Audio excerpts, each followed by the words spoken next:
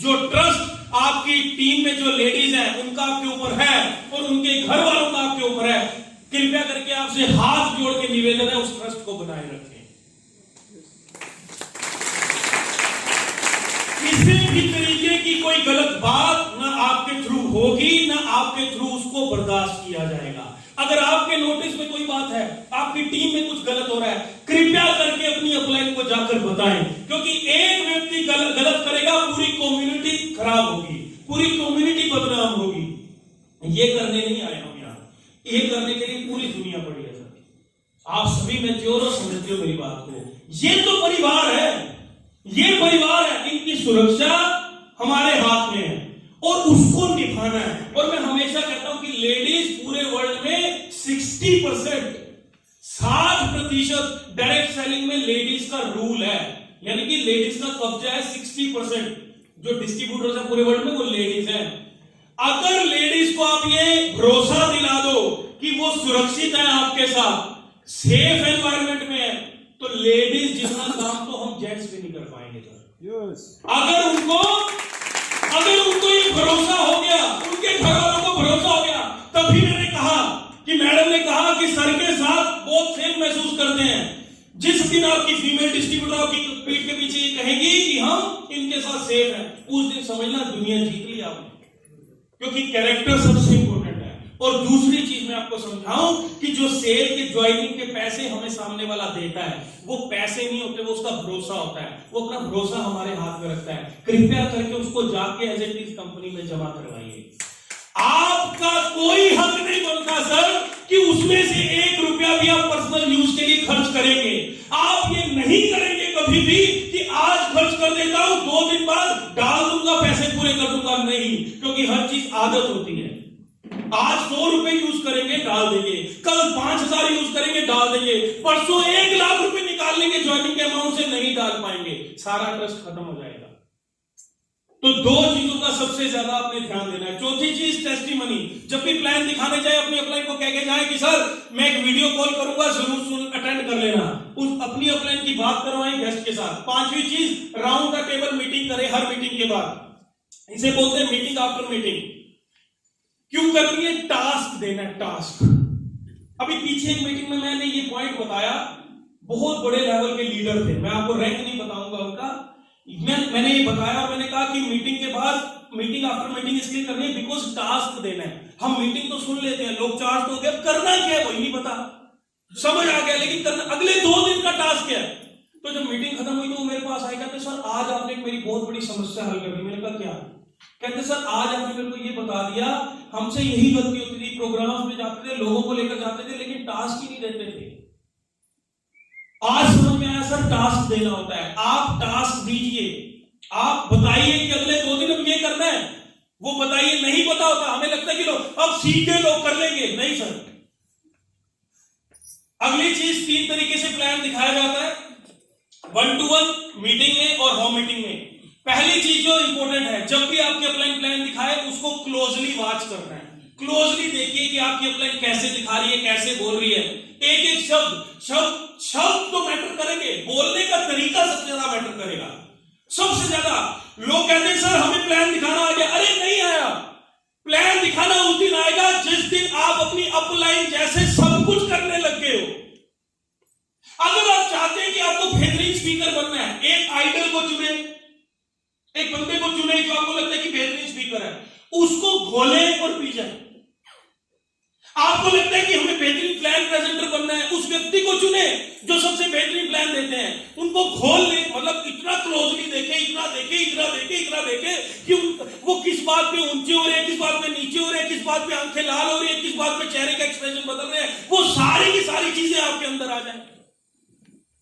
आपको लगता है कि यार एक लीडर चल के आता है ना, तो क्या अदा है उसके चलने की, क्या खड़े होने का स्टाइल है, क्या बोलने का स्टाइल है, उसको ऐसा कॉपी करे कि उसको भी लगे कि भाई मेरा जुड़वा भाई है तू, तो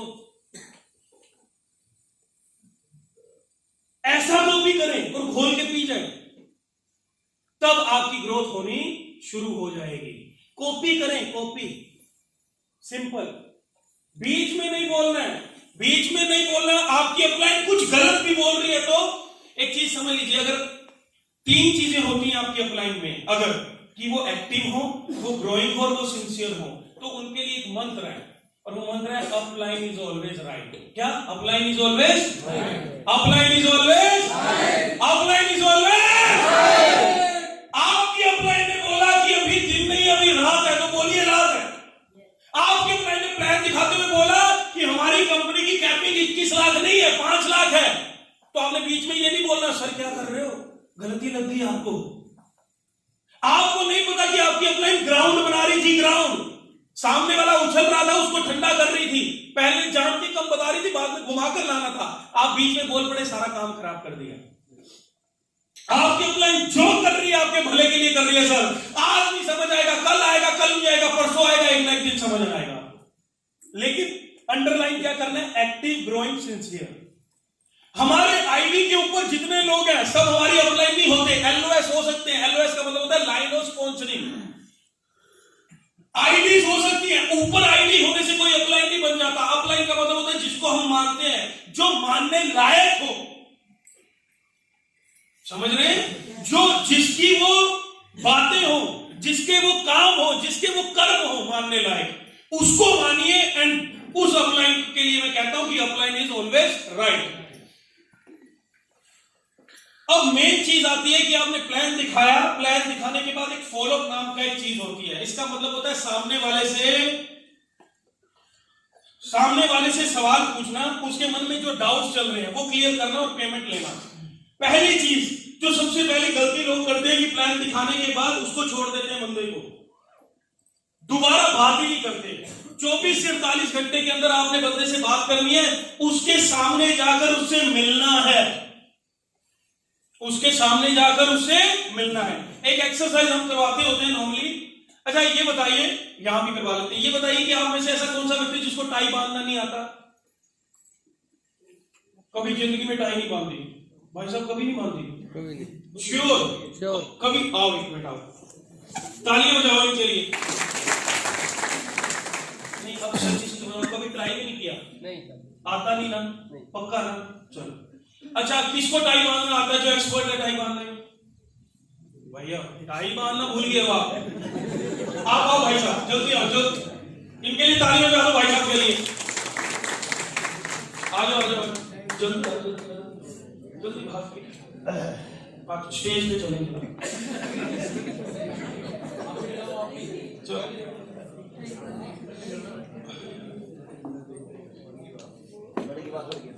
हाँ, आपसे टाई नहीं करवाएंगे, टाई दो भाई एक दूसरे। इधर आ जाओ, इधर, ये ऐसे खड़े हो, आप इधर आओ, ऐसे खड़े हो, टाई दो। अरे भाई ये तो बहुत जल्दी हो रही है, उधर खड़े होने का, ऐसे करके ऐसे, ठीक है, ऐसे खड़े होने का, ऐसे ही खड़े होने। और ये सुनो, ये टाई है, मान लो कि वो आपकी अपलाइन है, वो जैसा जैसा कहेंगे, आप दोनों मान लो फोन पे बात कर रहे हो, वो जैसा जैसा कहेंगे आपने वैसा वैसा, ठीक है, टाई बांधना सिखा देंगे, एकदम जबरदस्त झकास कर देंगे। और भाई साहब उधर मुंह करने का, ये पकड़ो माइक और शुरू हो जाओ और इनको बताओ टाई कैसे बांधी जाती है। 1 2 3 स्टार्ट, जल्दी। अपने गले में डालो, गले में डालो भाई। और एक साइड का कुंडा बड़ा मुझे, जो चौड़े वाला बड़ा होना चाहिए और छोटे वाला कम। चौड़े वाला बड़ा, छोटे वाला कम। आगे हाँ, थोड़ा सा मतलब इतना होना चाहिए, नाभि तक आना चाहिए, छोटे वाला ले लो। हाँ आगे फिर इसको घुमाना है आपको, इसको घुमाना है, हाँ किधर घुमाना है? छोटा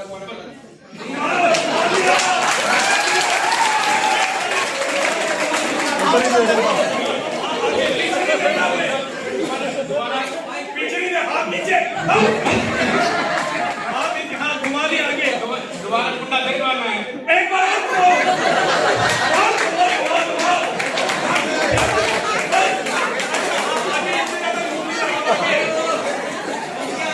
घूमने के बाद क्या करना है आपको? राउंड लेना है, राउंड लेकर उल्टा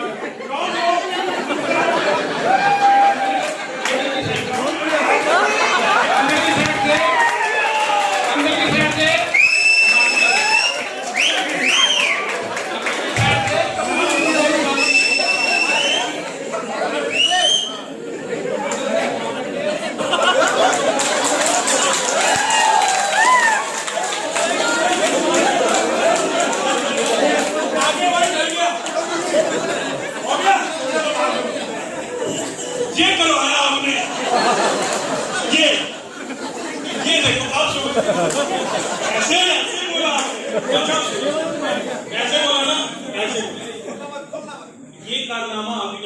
अब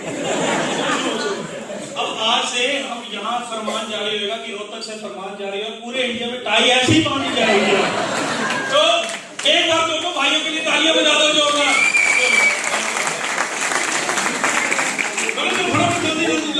अरे तालियां बजाओ यार आप खुशी।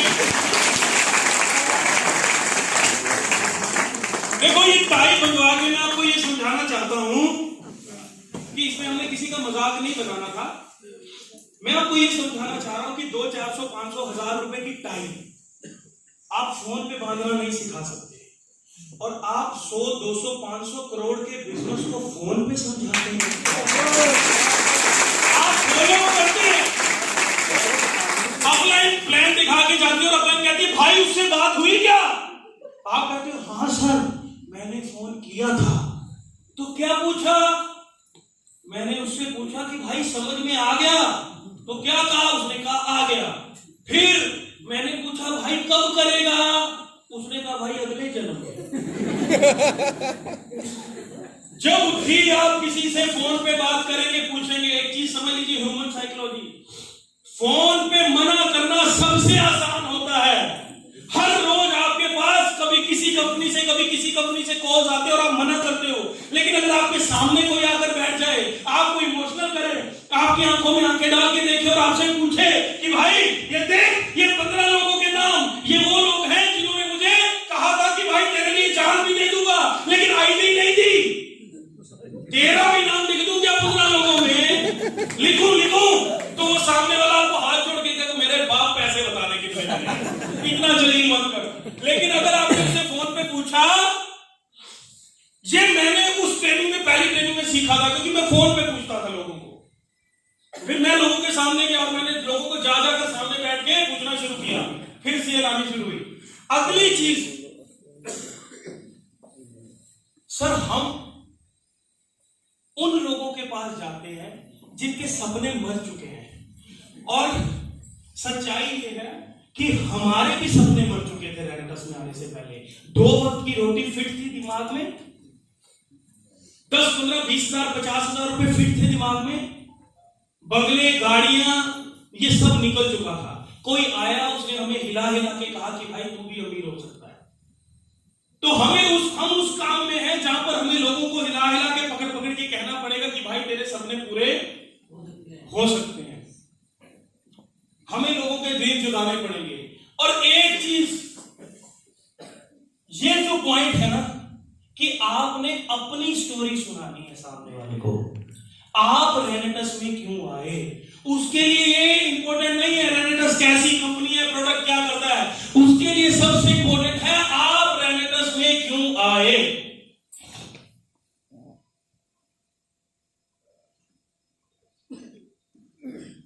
मैं जब लोगों के पास जाता था और लोगों को समझाता था और उनको समझ में नहीं आता था, तो मैं ना 1 घंटे बाद फाइल को बंद करता था। मैं आपसे भी कोई बात कहना चाहूंगा, और सबसे पहले तो आपसे पूछना चाहूंगा कि क्या हमारे दिल में कोई दर्द है सर? कोई ऐसा दर्द जो हमें तंग करता हो? बात थोड़ी सी 2 मिनट की सीरियस बात है ये। कोई ऐसा दर्द जो हमें चुभता हो, हमें कोई बात तंग करती हो, कोई ऐसी चीज जो हम पाना चाहते हैं हम पा नहीं पाए, हम अपने बच्चों की तरफ देखते हो तो हमें रोना आता हो, कभी अकेले में बैठ के रोते हो, माँ बाप को देखते हो तो रोना आता हो कि मेरा बाप ने भी मेरी माँ को वो जिंदगी नहीं दी, मैं भी वो जिंदगी नहीं दे पाया, तो आए क्यों इस दुनिया में। अपनी पत्नी को देखते हो तो रोना आता हो कि यार वो तो नहीं कर पाया, अपने आप को शीशे में देखते हो तो रोना आता हो कि यार मतलब हुआ क्यों नहीं जिंदगी में, अमीर क्यों नहीं बना, बड़ा आदमी क्यों नहीं बना। और कोई ऐसी बात जो आपके दिल में चुभती हो, हर वक्त चुभती हो, तीर बन के आपको लगता हो कि यार कभी कभी गुस्सा आता है ना अपने ऊपर कि एक मौका मिले, मैं भी जिंदगी में प्रूव कर सकता हूं। और आप भगवान को कहते हो भगवान एक चांस दे दे यार, एक, मैं भी प्रूव करके दिखाऊंगा कि मैं क्या हूं। मेरे अंदर वो बात थी, मुझे नहीं पता होगी नहीं होगी, लेकिन मेरे अंदर थी। मैं बंदे को बिठाता था और उसे कहता था कि मेरी बात सुन भाई, तुझे क्या लगता है तेरे 500-700 रुपए की कमीशन के लिए तेरे को जोड़ने आया हूं? तुझे क्या लगता है क्यों जोड़ने आया हूं? तुझे क्या लगता है ये काम क्यों कर रहा हूं? तुझे क्या लगता है मुझे मजा आता है लोगों के पास जा के लोगों को प्लान दिखाने में? तेरे से 500-700 रुपए कमाने होते, तेरे से 2-4-5 हजार रुपए मांग लेता तो मना ना करता मेरे को। लेकिन बात सुन, मेरे दिल के अंदर दर्द है, अपने ऊपर गुस्सा आता है, इरिटेशन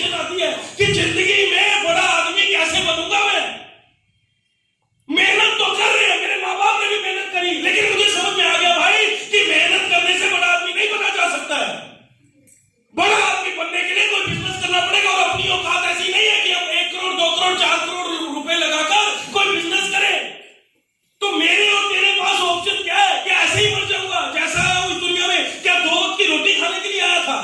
वो तो एक जानवर भी खाकर सोता है, पेट तो एक जानवर भी भर के सोता है। ये नहीं करने आया भाई, और अपने ऊपर गुस्सा आता है। लेकिन जिस दिन ये प्लान आया ना, उस दिन एक मन में एक चिंगारी आई कि यही वो काम है जहां पर अगर जोर लगा दिया जाए, पूरा एफर्ट डाल दिया जाए, रात दिन एक कर दिया जाए, तो मैं भी अमीर हो सकता हूं। और तेरे को ये कहने आया हूं, तेरे को ये कहने आया हूं कि तेरी सफलता के लिए रात दिन एक कर दूंगा। खून की आखिरी बूंद भी तेरे को कामयाब करने के लिए लगा दूंगा। हाथ मिला ले भाई, दोनों भाई मिलकर दुनिया जीतते हैं, इसलिए आया हूं तेरे पास। लेकिन ये बात, इस बात में असर तब आएगा जब आपके दिल के अंदर कोई दर्द हो। असर तब आएगा जब ये बात बोलते बोलते आपकी आंख से पानी भी आने लग जाए। और मैं हमेशा हर मीटिंग में बात बोलता हूं कि अगर आप नेटवर्क में आने के बाद, रेनेटस में आने के बाद कभी ना कभी किसी ना किसी मीटिंग में कुर्सी पे पीछे बैठ के रोए नहीं हो ना, तो सफलता दूर है। जब यहां पर अचीवर आते हैं तो आपकी आंखें नम हो जानी चाहिए, ये बात सोच के कि एक दिन मैं भी यहां होऊंगा, मेरी मां, मेरी पत्नी, मेरे बच्चे सामने बैठे होंगे, उस दिन क्या माहौल होगा।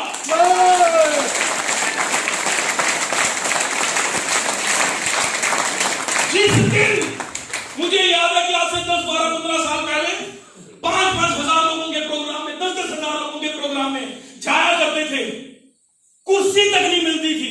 दिल्ली में बहुत बड़े बड़े ऑडिटोरियम में, जानते हैं साहब भाई मैं क्या बात कर रहा हूं, वो स्टेज लगी हुई है, सारा 4 किलोमीटर दूर खड़े हैं, वहां पर लाइन में लगे हुए, अंदर घुसने का मौका नहीं मिल रहा। 2-2 हजार 4-4 हजार रुपए की टिकट खरीद रहे हैं, खाना भी नहीं मिला, रोटी भी नहीं खाई, और खड़े चुपचाप रो रहे हैं खड़े खड़े।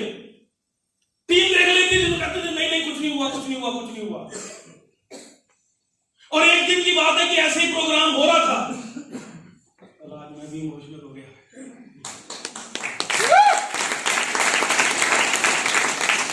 एक दिन प्रोग्राम हो रहा था, लास्ट वाले रो में बैठे थे, बहुत साल पुरानी बात है। उधर से अचीवर्स आए, इधर से मेरा रोना चालू, आंसू बह रहे लगातार, बह रहे। मेरे दोस्त मेरे साथ, उसने कहा भाई क्या हुआ? मैंने कहा आज रुक जाएगा,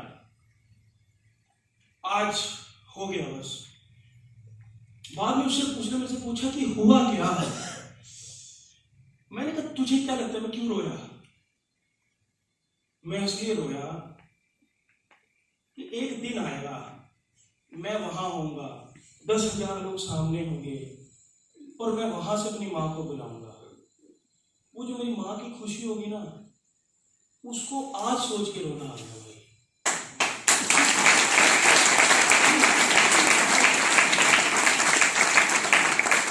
साला इमोशंस, मैं हमेशा बोलता हूं कि पैसे हम अपने लिए कभी नहीं कमाते सर,